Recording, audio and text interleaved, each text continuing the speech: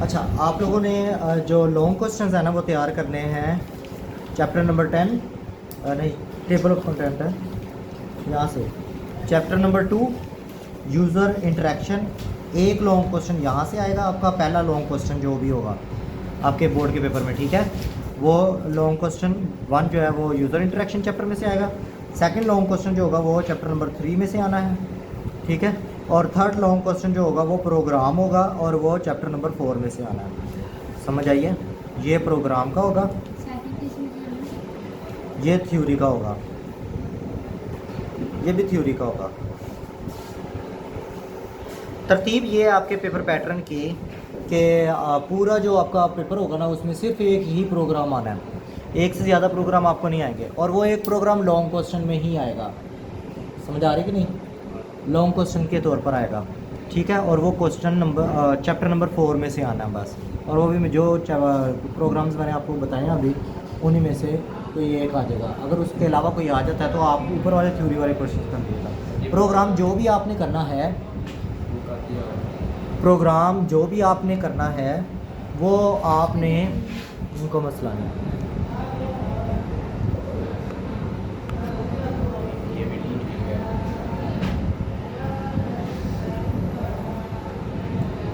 ठीक है, प्रोग्राम आपने जो भी करना है उस प्रोग्राम के आपने आउटपुट लाजमी मेंशन करना है। आउटपुट के नंबर है जी, आउटपुट के नंबर हैं। अगर आपने नहीं आउटपुट लिखी तो उसके नंबर कट जाएंगे। समझ आ रही है? फ्लो चार्ट वगैरह कोई ड्रा नहीं करना प्रोग्राम का, आपने जस्ट प्रोग्राम ही। दूसरा लॉन्ग, अच्छा फर्स्ट लॉन्ग जो है उसके बारे में मैं आपको बता देता हूँ। चैप्टर नंबर 2 में आ जाए आप लोग। पहला लॉन्ग, आपको कौन कौन से लॉन्ग क्वेश्चन बन सकते हैं? एक तो आपका लॉन्ग क्वेश्चन बनता है इनपुट आउटपुट फंक्शंस का, ठीक है। Print F and scan F का लॉन्ग क्वेश्चन बनता है। अगर ये प्रिंट एफ स्कैन एफ का लॉन्ग क्वेश्चन आ जाता है तो आप किस तरह से करेंगे? पहली हेडिंग आएगी आपकी प्रिंट एफ की, उसके नीचे आपकी आ जाएगी डेफिनेशन। आपने प्रिंट एफ फंक्शन के बारे में पॉइंट्स में लिखना है। जैसे पहला पॉइंट आपका बन जाता है print F function is a built in function. फिर दूसरा पॉइंट आ जाता है it is an output function, it is use to display output on the screen, ठीक है। Its names comes from print formatted, ये लिखा हुआ है its names come from print formatted that is use to print. जी वो सब ऊपर है, ये थोड़ी ऊपर ना, नहीं थोड़ा सा ना बंद, ठीक है बंद कर लो। दरवाजा खोलने पहले अच्छा, प्रिंट एफ फंक्शन के आपने पॉइंट्स में लिखना है। बिल्ट इन फंक्शन है ये आउटपुट शो करने के लिए इस्तेमाल होता है। इसका नाम प्रिंट फॉर्मेटेड से आया है। और फिर एक पॉइंट आ जाता है कि ये तमाम किस्म की वैल्यूज़ को प्रिंट कर सकता है, ठीक है। It can print all types of values, यानी को किसी भी किस्म की वैल्यू आप प्रिंट करवाना चाह रहे हैं स्क्रीन पर आउटपुट में तो उनको ये प्रिंट कर सकता है। ये 5 या 4 पॉइंट्स बनते हैं। वो पॉइंट्स लिखने के बाद आप नेक्स्ट हेडिंग देंगे सिंटैक्स की, ठीक है। सिंटैक्स की हेडिंग देनी है आपने, और वहाँ पर आपने लिखना है द जनरल स्ट्रक्चर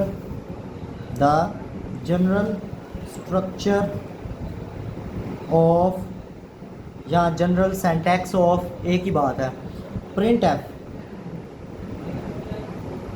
इज़, और नीचे आपने उसका जनरल स्ट्रक्चर लिखना है। जनरल स्ट्रक्चर इसका इस तरह से है, प्रिंट एफ ब्रैकेट, यहाँ पर आता है प्रॉम्प्ट स्ट्रिंग, प्रॉम्प्ट स्ट्रिंग होती है इन्वर्टेड कॉमास के अंदर आप जो भी लिखेंगे टाइप करेंगे वो एज इट इज़ प्रिंट हो जाता है, अनलेस कि आपने कोई एस्केप सीक्वेंस वगैरह इस्तेमाल ना किया हो, क्योंकि वो उसका बिहेवियर चेंज कर देता है। तो प्रॉम्प्ट स्ट्रिंग जो होती है वो हम इन्वर्टेड कॉमास में लिखते हैं, फिर कॉमा, और उसके बाद होता है लिस्ट ऑफ वेरिएबल्स। समझ आ गई है? ये इसका सिंटैक्स है, लिस्ट ऑफ वेरिएबल्स। और उसके आखिर में आपने सेमीकोलन लाजमी मेंशन कर देना। जगह ख़त्म होगी, मैं नीचे सेमीकोलन लगा दिया है, सेमीकोलन आगे आना है। ये हेडिंग देने के बाद नेक्स्ट हेडिंग, ये सेकंड हेडिंग होगी, फर्स्ट हेडिंग प्रिंट है, थर्ड हेडिंग होगी एग्जाम्पल की। एग्जाम्पल आपने कोई भी प्रोग्राम लिख लेना, ये प्रोग्राम भी ठीक है, इसकी आउटपुट लिख देनी है आपने, जस्ट इतना काफ़ी है। लेकिन अगर आप और ज़्यादा लिखना चाह रहे हैं तो आप ये आगे सेंटेंस लिख सकते हैं। In this example print F function is use to display hello world on the screen, ठीक है। नहीं, ये लॉन्ग क्वेश्चन में इस तरह से नहीं लिखा होगा कि इनपुट आउटपुट फंक्शंस को खाली print of scan print of scan of आएगा। अगर ये आ जाता है तो फिर आप पहले ये लिख सकते हैं कि यहाँ पर मैं निशान लगा देता हूँ, C language offers printf function to display the output and scanf function to get input from the user. ये करने के बाद आप फिर आगे प्रिंट एफ को जिस तरह मैंने अभी बताया वैसे आपने एक्सप्लेन करना है और फिर स्कैन एफ को एक्सप्लेन करना है। स्कैन एफ की तरफ आ जाए, स्कैन एफ को कैसे करेंगे हम एक्सप्लेन। ये पेज नंबर आ जाता है 26 पर। पेज नंबर 26 पर आएंगे आप, स्कैन एफ की एडिंग आपने देनी है, उसके बाद इसको भी आपने पॉइंट्स में लिखना है। और जिस तरह प्रिंट एफ के पॉइंट्स मैंने आपको बताया, पहला पॉइंट्स आ जाता है it is a built in function, ठीक है। It is use to take input from users into the variables, variables में इनपुट लेने के लिए इस्तेमाल किया जाता है। We can get all type of inputs, user enters integers data type formats. अच्छा, इसके बाद हम क्या करते हैं, we specify expected input data type in scanner function with the help of format specifier. ये पॉइंट लाजमी है, ये लाजमी लिखना है, यानी जो भी एक्सपेक्टेड इनपुट होती है ना डाटा टाइप वो हम मेंशन करते हैं। और वो किस तरीके से हम मेंशन करते हैं, फॉर्मेट स्पेसिफायर की हेल्प से, ठीक है। यानी कि अगर अब यूज़र जो है वो इंटीजर डाटा टाइप एंटर करना चाह रहा है, इनपुट करना चाह रहा है,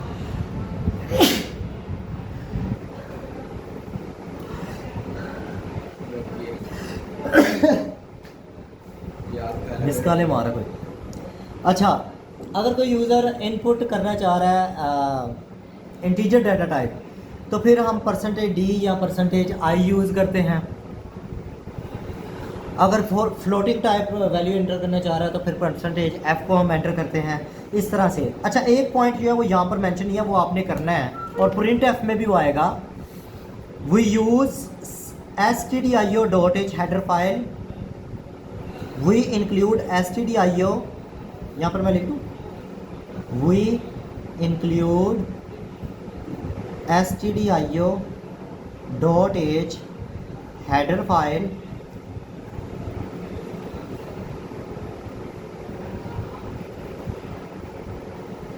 to use scanf function, scanf, ठीक है। खाली scanf लिख दो, उसका मतलब यही है, ये फंक्शन है, ठीक है। वो इंक्लूड, हमें ये इंक्लूड करनी पड़ती है। प्रिंट एफ में भी ये लाइन आएगी, वहाँ पे आपने प्रिंट एफ लिख देना। हाँ, इसमें थोड़ा सा इजाफा करना चाहो तो कर सकते हो। We includes stdio.h header file in the beginning of the program. शुक्र अल्हम्दुलिल्लाह।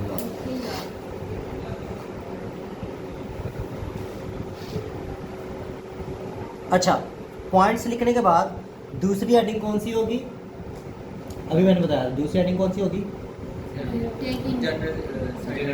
सेंटेक्स की होगी। वो सेंटेक्स आप लिखेंगे,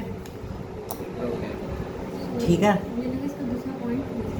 नहीं, हेडिंग तो दूसरी हेडिंग होगी सेंटेक्स की। सेंटेक्स आप किस तरह लिखेंगे, वही लाइन आएगी जो मैंने यहाँ पर लिखवाई है प्रिंट एफ में कि the general structure of print f is. तो आप लिख दें यहाँ पे the general syntax of scan f is. General structure लिखें या जनरल सेंटेक्स लिखें, एक ही बात है। वो लिखने के बाद आपने स्कैन एफ का सेंटेक्स लिखना है, और याद रहे एस छोटा लिखना, मैंने एस कैपिटल लिख दिया। एस छोटा होना चाहिए, जिस तरह ये एस यहाँ पर छोटा है, ठीक है। अगर आप कैपिटल लिख देंगे तो मिस्टेक आएगी। स्कैन एफ इन्वर्टेड कोमास के अंदर आप लिखेंगे format specifier, list of format specifier भी कह सकते हैं। अगर आप एक से ज़्यादा इनपुट करना चाह रहे हैं तो फिर लिस्ट ऑफ फॉर्मेट स्पेसिफायर आ जाएगा। Format specifiers inverted commas close, फिर कोमा, एम्परसेंड के साथ यहाँ पर वेरिएबल आ जाएगा, ठीक है। एम्परसेंड साइन के साथ वेरिएबल आ जाएगा और सेमीकोलन। ये इसका जनरल सेंटेक्स है कि फॉर्मेट स्पेसिफायर मेंशन करेंगे और यहाँ पर वेरिएबल आएगा। इसको यूज़ करने का तरीका ये है। लेकिन अगर आप मल्टीपल इनपुट करना चाह रहे हैं तो फिर फॉर्मेट स्पेसिफायर्स इस तरह आ जाएंगे और ये इस तरह से लिस्ट ऑफ वेरिएबल्स आ जाएंगे। तीसरी हेडिंग आ जाएगी एग्जाम्पल की। एग्जाम्पल आप सिंपल यही वाली कर लो बेशक, या आप लोग अगर ज़्यादा करना चाह रहे हैं तो यहाँ पे एक प्रोग्राम था, नहीं है, जिसमें आप ज़्यादा सारी इनपुट ले रहे हैं, इंट टाइप की, फ्लोट टाइप की और स्ट्रिंग टाइप, तीनों टाइप की आप, करैक्टर टाइप। ठीक है, वो आप यूज़ कर सकते हैं प्रोग्राम, या सिंपल यही यूज़ कर लें। उसके बाद आप ये वाली लाइन लिख लें, in this example format specifier is used to specify character type for the input variable. बस ये आपका एक लॉन्ग क्वेश्चन मुकम्मल हो गया। ठीक है, दूसरा लॉन्ग क्वेश्चन आपका होगा एस्केप सीक्वेंस का। ये आपके पास एस्केप सीक्वेंस आ जाता है क्वेश्चन, ये बोर्ड में पिछली बार रिपीट भी हो चुका हुआ है। एस्केप सीक्वेंस को आप किस तरह से करेंगे? एस्केप सीक्वेंस की पहली डेफिनेशन आ जाएगी। पहला पॉइंट आप, यानी पहली हेडिंग जो होगी वो डेफिनेशन की होगी। पहला पॉइंट आप करेंगे they force printf to change its normal behaviour of showing output, ये इसकी डेफिनेशन है। ठीक है, दूसरा पॉइंट आप लिखेंगे escape sequence are used in print a function inside inverted commas and inverted commas close, ये इसका दूसरा पॉइंट हो गया। ठीक है, 2 पॉइंट्स लिखने हैं बस इसके। उसके बाद आपने एग्जाम्पल की हेडिंग देनी है। क्या करना है?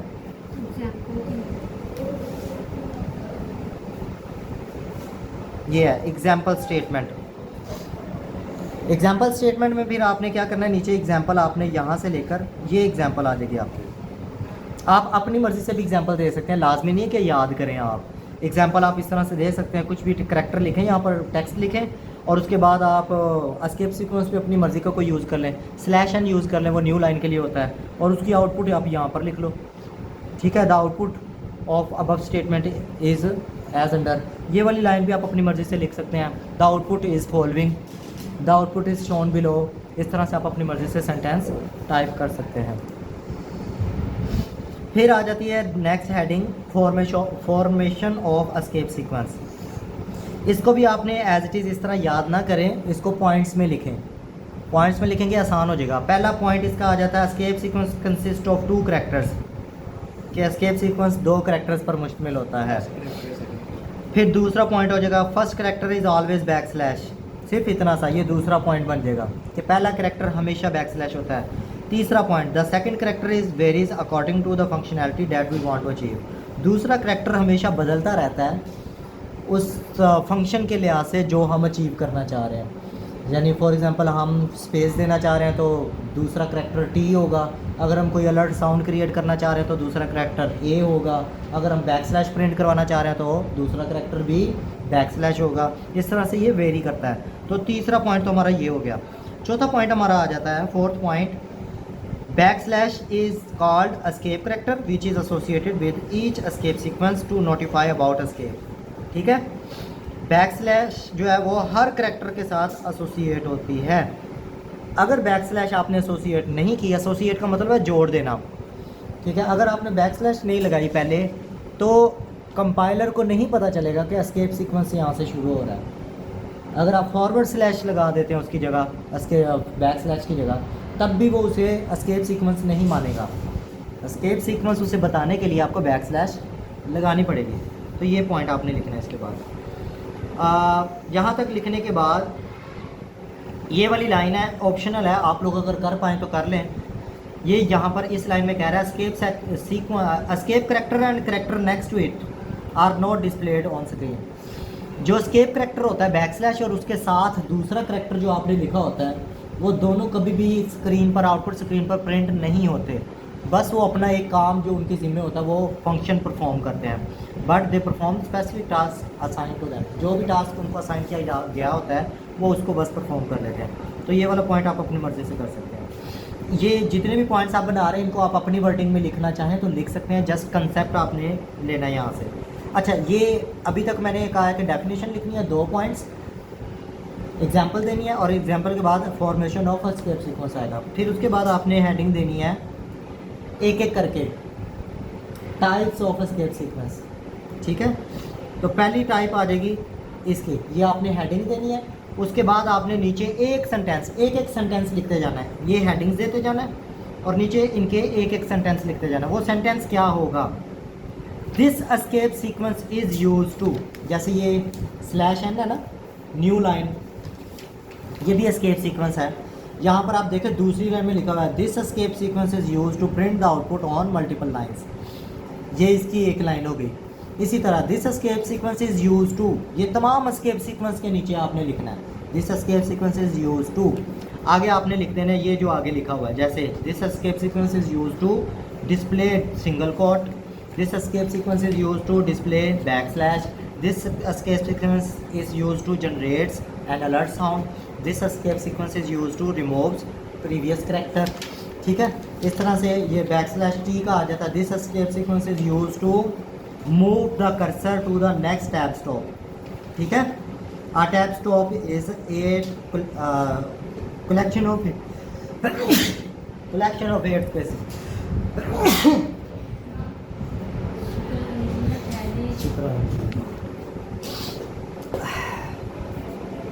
अल्लाह करे सी चंगियाँ। रजिस्टर है आपके पास? ऑपरेटर का लॉन्ग क्वेश्चन किस तरह से आप लोगों ने करना है वो मैं आपको बताता हूँ। अब कोई इशू नहीं, 5 मिनट है, 5 मिनट में मैं कोशिश करूँगा एक्सप्लेन कर दूँ। ये लास्ट क्वेश्चन है, लास्ट नहीं बल्कि सेकंड लास्ट है इस चैप्टर का। ऑपरेटर का लॉन्ग क्वेश्चन आपने कैसे करना है? ऑपरेटर आप हेडिंग देंगे सबसे पहले, उसके नीचे आप definition.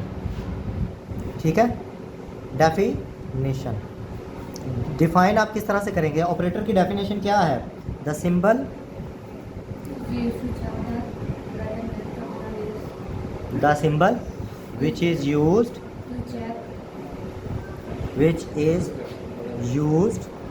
to perform operation on its operands। ठीक है, the symbol which is use to perform operation on its operands. ठीक है, इसके बाद आ जाती है टाइप्स ऑफ ऑपरेटर्स। ये हेडिंग आ जाएगी, टाइप्स ऑफ ऑपरेटर्स। इस हेडिंग में आप लिख लेंगे देयर आर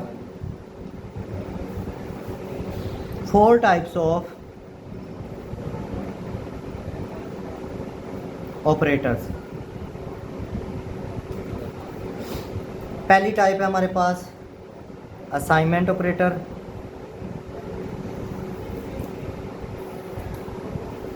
सेकंड टाइप है हमारे पास अरिथमेटिक ऑपरेटर।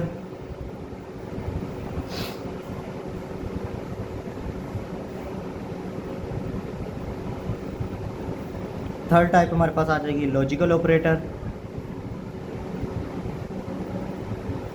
फोर्थ टाइप हमारे पास आ जाएगी रैशनल नहीं है, रिलेशनल ऑपरेटर। सॉरी, अच्छा बोर्ड में अगर मिस्टेक हो जाती है आपकी तो आपने उसे कट नहीं करना, जस्ट ब्रैकेट में ये क्रॉस लगाना है और उसके आगे फिर आपने दोबारा लिख लेना है। ऑपरेटर की जगह लिख दे खाली types of operator, relational operators. जी, ऑपरेटर क्वेश्चन की जगह में लिख दे explain types of operator, define types, फिर खाली टाइप्स ऑफ ऑपरेटर से शुरू करना। अच्छा, क्वेश्चन कभी भी तमाम ऑपरेटर्स का लॉन्ग क्वेश्चन कभी भी नहीं आएगा, ये बहुत ज़्यादा लेंथी क्वेश्चन हो जाएगा। आपको या तो अरिथमेटिक ऑपरेटर्स आ जाएंगे एक्सप्लेन करने के लिए, या रिलेशनल ऑपरेटर आ जाएंगे, या लॉजिकल ऑपरेटर आ जाएंगे। इन दोनों तीनों में से कोई एक आएगा। समझ आ गई है? तो आपने उस तरह करना होगा। या फिर असाइनमेंट ऑपरेटर और दूसरा जो है इक्वल ऑपरेटर, उसका कंपेयर डिफरेंशिएट आ जाएगा, वो भी लॉन्ग क्वेश्चन में आ सकता है। तो अरिथमेटिक ऑपरेटर, असाइनमेंट ऑपरेटर सबसे पहले आ गया। तो असाइनमेंट ऑपरेटर आपने शॉर्ट में आए या लॉन्ग में आए, आपने इसी तरीके से लिखना है। तो वो मैं बता रहा हूँ कैसे लिखना है। आपने सबसे पहले आप लिखेंगे डेफिनेशन असाइनमेंट ऑपरेटर की। This operator is used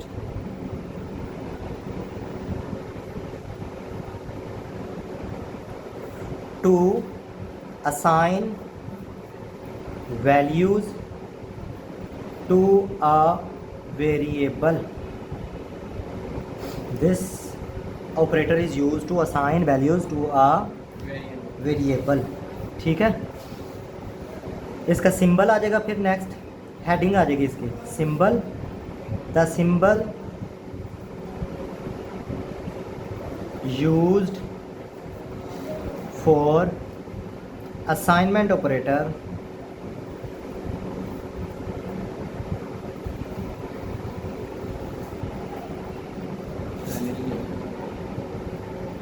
assignment operator is inverted commas में आपने फिर लिख देना है इक्वल टू। ठीक है, ये लाइन हम बार बार यूज़ करेंगे। जितने भी ऑपरेटर्स आप एक्सप्लेन करेंगे सब में आपने लिखना है the symbol use for this operator लिख लो, या द सिंबल यूज फॉर जो भी इस ऑपरेटर का नाम है वो लिखना है आपने, इज़, और आगे आपने इन्वर्टेड कॉमास में उस ऑपरेटर का सिंबल लिख देना है। और हो सके तो ये वाली चीज़ जो है मार्कर से लिख देना। ओके, फिर नीचे एग्जांपल आपने लिख देनी है। हर ऑपरेटर के अंदर आपने यही 3 हेडिंग्स देनी है, डेफिनेशन, सिंबल, एग्जांपल, हर ऑपरेटर की। अब एग्जांपल यहाँ पर आ जाती है बिल्कुल, int sum is equal to 0। ये हम अक्सर डिक्लेयर करवाते होते हैं प्रोग्राम के अंदर, तो आप इस तरह से एग्जांपल दे देना। फिर नेक्स्ट आ जाते हैं हम अरिथमेटिक ऑपरेटर्स पे। वो भी सेम ही है। मैं सारे एक्सप्लेन नहीं करूँगा, मैं 2-3 एक्सप्लेन कर रहा हूँ, उसके बाद बाकी जो है वो आप लोगों ने खुद लिखना है। अरिथमेटिक ऑपरेटर की पहले डेफिनेशन आ जाएगी और फिर उसके टाइप्स आ जाएंगी, ठीक है। अरिथमेटिक ऑपरेटर्स, इसकी डेफिनेशन जो है वो यहाँ पर मैं डेफिनेशन लिख नहीं रहा, यहाँ पर आपको मैं वैसे ही बता देता हूँ। ये लिखा हुआ है, arithmetic operators are used to perform arithmetic operations on data, ठीक है। ये डाटा पर अरिथमेटिक ऑपरेशंस इस्तेमाल करने के लिए इस्तेमाल किए जाते हैं। किसी और टीचर को, अच्छा, फिर इसके बाद आपने दे देनी है टाइप्स ऑफ अरिथमेटिक ऑपरेटर्स, ठीक है, क्योंकि इसकी टाइप्स हैं, टाइप्स ऑफ अरिथमेटिक। मैं डॉट लगा के कर रहा हूँ, मेरे पास टाइम नहीं है, मैंने लेक्चर्स भी लेने हैं, इसलिए थोड़ा तेज़ कर रहा हूँ।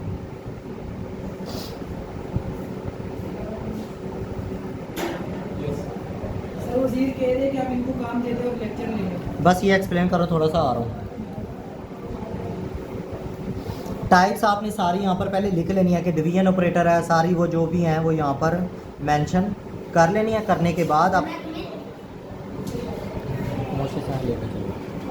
अच्छा, पहला आपने ऑपरेटर यहाँ पर फॉर एग्जांपल लिख दिया डिवीजन ऑपरेटर, ठीक है, डिवीजन ऑपरेटर। डिवीजन ऑपरेटर में आपने यहाँ पर लिख लेना है कि this operator is use to divide. ये यहाँ पर आपके पास यहाँ पर लिखी हुई है डेफिनेशन सबकी, तो सबकी डेफिनेशंस आपने इसके नीचे लिखनी है। फिर आगे हेडिंग आपने देनी है सिंबल की, उसका सिंबल आपने the symbol use for division operator, वो सिंबल आपने बताना है, वो है हमारे पास /, ठीक है। उसके बाद आपने एग्जांपल इसकी लिखनी है। एग्जांपल में आपने लिख देना है कि a is equal to b, इस तरह लिख लो बेशक, ठीक है। ये एग्जांपल होगी, इस तरह से ये एक्सप्लेन हो जाएगा। अब आपने जो सारे ऑपरेटर है ना, multiply, divide, subtract, modulus operator, इनकी डेफिनेशन बस याद कर लेनी है। बाकी आपने सारा इसी तरह से लिखना है। ये काफ़ी ज़्यादा, यानी एक ऑपरेटर यहाँ पर आ गया, दूसरा, तीसरा, ये 3-4 सफ़ों पे तो अरिथमेटिक ऑपरेटर चला जाता है, 3 सफ़ों पे शायद।